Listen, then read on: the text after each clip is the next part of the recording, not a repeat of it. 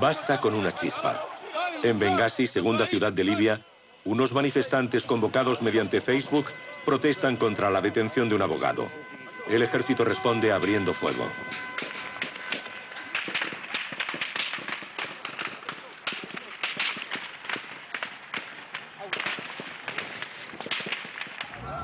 La protesta se convierte en un levantamiento cuando al día siguiente toman el cuartel de la ciudad y su depósito de armas. Bengasi y su región caen en sus manos. El movimiento se extiende por todo el país, hasta Trípoli, donde se manifiestan 50.000 personas. El día acaba con 60 muertos. Ante la brutalidad de la represión, la insurrección, hasta entonces desorganizada, toma rápidamente la forma de un golpe. Altos cargos del régimen se pasan al campo de la oposición a Gaddafi. Ministros claves, como el de Justicia y el de Interior, generales, altos funcionarios, se reúnen con personas importantes y oponentes del exterior y eligen una bandera, la de la independencia libia. Es una revolución. En menos de una semana, el guía libio ha perdido el control de la mitad de su país.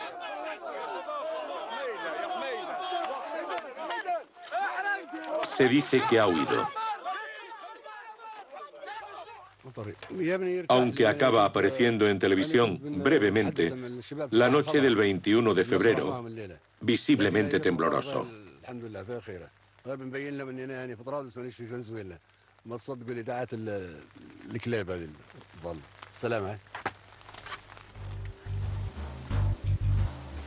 En plena noche, su hijo y presunto sucesor, Saif al-Islam, se dirige a los estudios de la televisión estatal.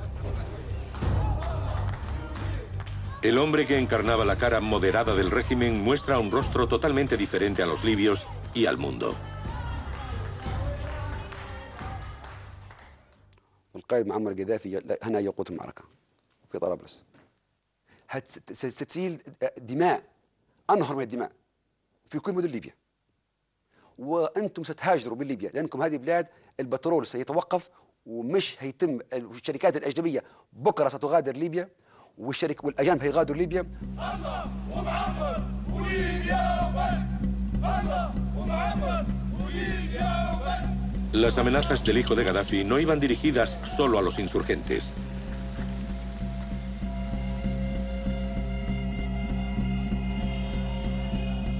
A 1000 kilómetros de allí, en Bengasi, el corazón de una región donde los islamistas han sido tradicionalmente poderosos, la revolución que mezcla a caciques del régimen con un levantamiento popular desconcierta a los observadores.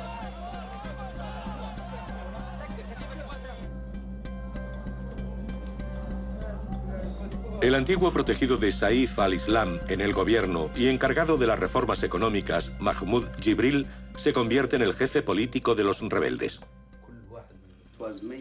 Ese discurso iba dirigido ante todo a los occidentales, para asustarles, para hacerles entender que si no apoyaban al régimen, se originaría una especie de guerra civil en Libia.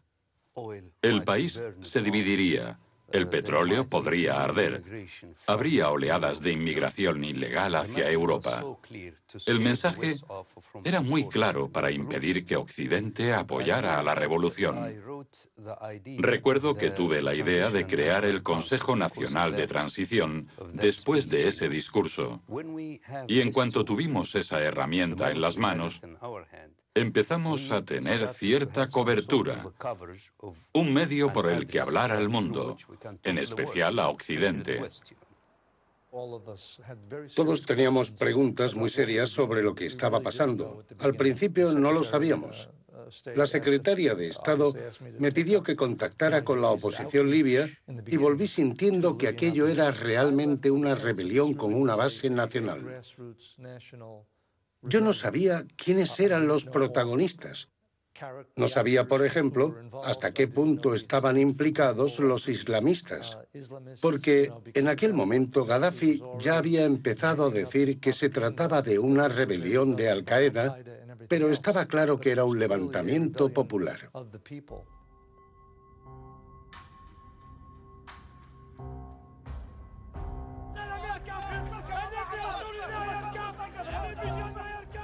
Un levantamiento popular que parece dispuesto a derrocar al dictador libio.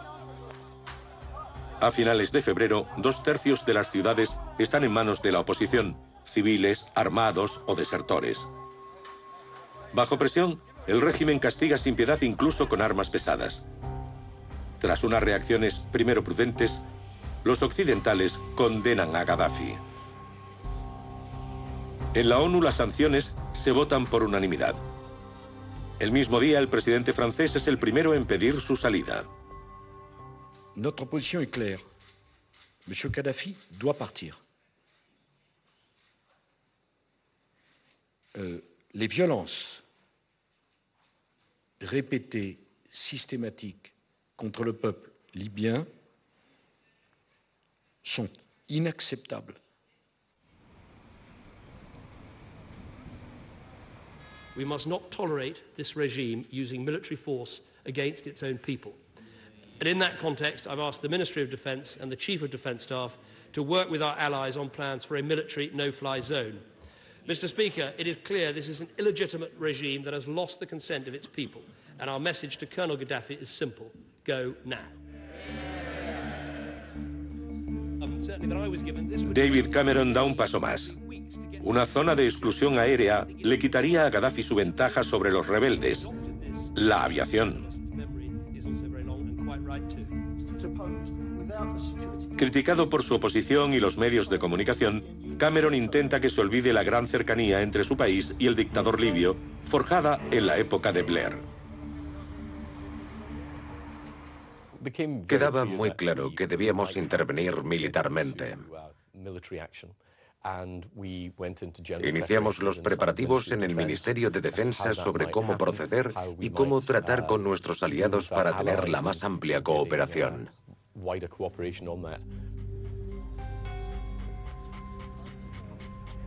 ¿Qué hará Gaddafi atrincherado en Trípoli? Esa es la pregunta que se plantean todas las cancillerías. Por primera vez, desde el inicio de la crisis, concede una entrevista a un medio de comunicación extranjero.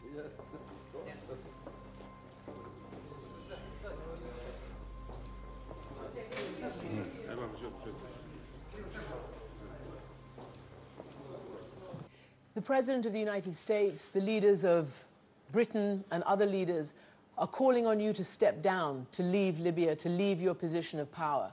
Will you do that?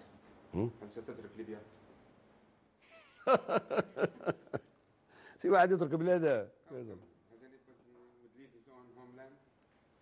ليش نتركها؟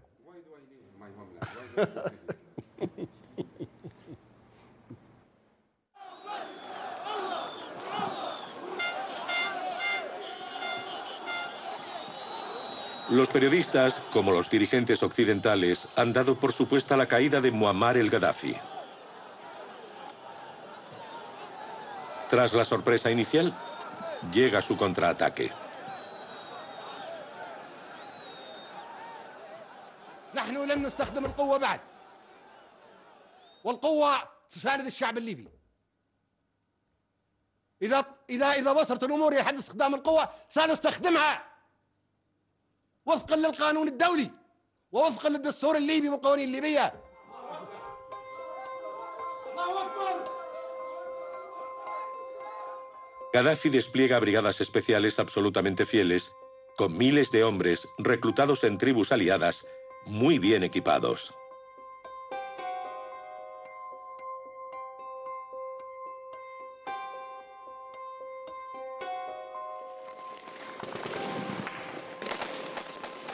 Enfrente, los rebeldes armados de cualquier manera ya no son rivales. Empiezan a retroceder y a perder varias ciudades en el oeste del país, donde solo aguanta Misrata.